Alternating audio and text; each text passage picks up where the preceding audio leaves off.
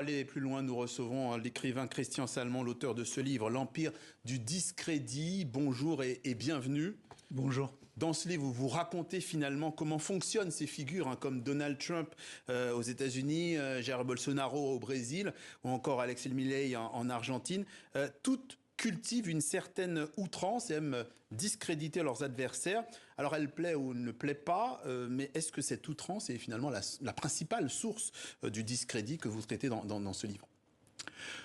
Oui, à 6 jours du résultat, et quel que soit ce résultat, que Donald Trump soit réélu ou pas, il faut s'interroger quand même sur le niveau de son soutien. Hein. Plus de quasiment 50% de la population soutient sa candidature. Et on ne peut le comprendre que par rapport à ce phénomène que je décris dans le livre, qui est une sorte de vague, je parle de spirale du discrédit, qui emporte tout. Et on l'a vu non seulement aux États-Unis, comme vous le rappeliez, mais en Argentine, au Brésil, y compris en Europe, en Italie, etc. C'est-à-dire que depuis 2008, avec la crise financière, 2016 avec l'élection de Trump, mais aussi le Brexit et l'élection de Boris Johnson, on a une vague de soupçons par rapport au régime démocratique, un soupçon qui n'est pas toujours illégitime, hein, puisque ce soupçon est né, par exemple, du fait que, avec la crise financière, les États ont remboursé, ont aidé les banques à se maintenir à flot. Et donc, les responsables de la crise ont été, en quelque sorte, aidés par le gouvernement américain. Cette vague de discrédit s'est aussi renforcée avec le Covid en 2020, où, vous vous souvenez, on a mis en question le traitement, les vaccins, etc. Bref, cette vague ne fait que monter. Et Donald Trump, avec beaucoup de perversité, surfe sur cette vague, ne fait que l'alimenter, que l'aiguiser. De ce point de vue, la campagne à laquelle on vient d'assister n'oppose pas seulement des républicains ou des démocrates comme traditionnellement. Elle oppose deux manières de faire campagne, deux anthropologies politiques. Et deux Amériques d'une certaine manière aussi. Deux Amériques, bien sûr. Ouais.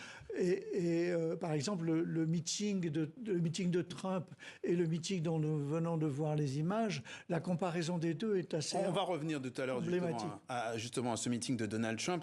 Mais j'ai envie de nous demander comment, parce qu'on a cet exemple des États-Unis, comment fait-on pour lutter contre ce discrédit ? On voit que par exemple Hillary Clinton était un peu en retrait en 2016. Là, Kamala Harris est un petit peu plus à l'offensive. Est-ce qu'il y a une méthode ? Alors c'est tout le problème c'est pour ça que j'ai appelé ça un empire. Hein. C'est que, sauf à arriver à un point où les rendements croissants de ce discrédit commencent à devenir décroissants, c'est-à-dire que celui qui lance le discrédit, celui qui lance le soupçon, est lui-même victime de discrédit et de soupçon. Mais jusqu'à présent, Trump s'en est très bien sorti. Et on n'y arrive pas. Alors, de ce point de vue-là, vous vous souvenez la campagne de Barack Obama en 2008. Elle tranchait avec ce qui se passe aujourd'hui. C'était une campagne que moi je qualifie de crédit. C'est-à-dire, le slogan de Barack Obama était aussi, le changement dans lequel on peut croire. Oui. Hein. Et j'ai l'impression que Kamala a repris un peu ses conseillers, qui sont aussi ceux de Barack Obama, ont repris cette tendance de jouer avec le crédit, donner confiance, redonner, en finir avec Trump, écrire une nouvelle page. Toutes ces métaphores du storytelling, en fait, ont été employées par Kamala dans sa campagne. Est-ce que ça sera suffisant ? J'en suis pas sûr. D'ailleurs, Kamala Harris, effectivement, la semaine dernière, quand Donald Trump l'a qualifiée de vice-présidente de merde, elle a dit qu'il dégradait la fonction. Absolument. Oui. Le problème, c'est que son énergétique est perverse.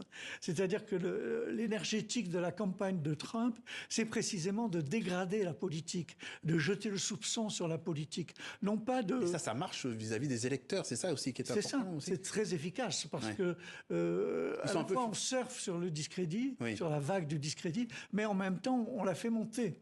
Et donc, on a ce nouveau langage du politique qui est basé sur des insultes, sur des outrances, sur la transgression. Quand on voit que, alors que le vote n'a pas eu lieu, Trump le remet en question à l'avance, c'est bien jeter le discrédit sur le système démocratique. Christian Salmon, on a vu Kamala Harris en meeting à Washington. Hier, Donald Trump était à Allentown, en Pennsylvanie, où il a essayé de rattraper un certain nombre d'électeurs latinos accédés par une énième outrance. On regarde, on l'écoute et on écoute l'ancien président des États-Unis. On revient vers vous. Je suis très fier que les latinos nous soutiennent comme jamais auparavant. Nous battons tous les records, les hispaniques, les latinos.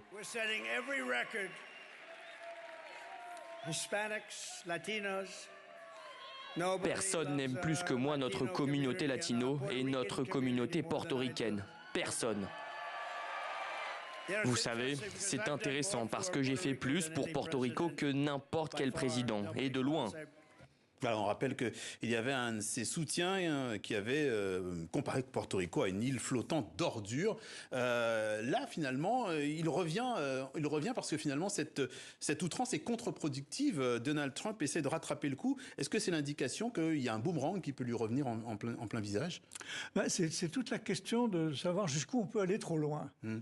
Et surtout quand on s'attaque par des outrances à une partie de son propre électorat. C'est la limite à ne pas franchir, et qui a été franchie par un de ses soutiens, dont il a dit par la suite qu'il ne le connaissait pas, qu'il ne l'avait pas invité. Mais enfin, les mots, meeting, et de toute façon, l'ambiance générale est à l'outrance. Donc il y a une sorte de compétition entre ses soutiens à celui qui va marquer le moment politique, qui va faire des retweets sur les réseaux sociaux. C'est aussi cette énergétique, on n'en a pas parlé, mais des réseaux sociaux qui favorisent cette politique de l'outrance. Oui, il y a toute une mécanique avec derrière. Mais oui, parce qu'en fait, plus vous allez loin dans la transgression, plus vous attirez l'attention et plus vous avez de retweets. Ça ne veut pas dire que ça fasse une majorité politique. C'est ce qu'il faut voir dans les jours qui viennent. Dernière question, parce que vous avez dit effectivement 50-50, le pays est très divisé. Vous le voyez gagner le mois prochain, Donald Trump?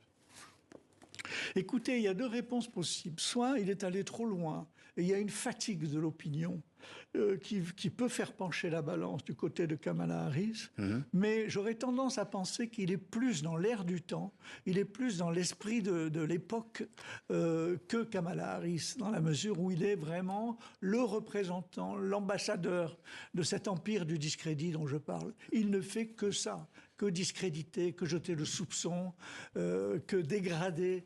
Il ne lutte pas à l'intérieur du Parti démocrate, du républicain. Du Parti républicain et dans le mouvement de la démocratie. Il est hors de la démocratie. On suivra ça donc avec attention dès le mois prochain, dès la semaine prochaine d'ailleurs. L'Empire du discrédit, c'est le nom de votre livre paru en France aux éditions Les Liens qui libèrent. Merci Christian Salmon d'être passé par le journal de TV5 Monde. Merci à vous.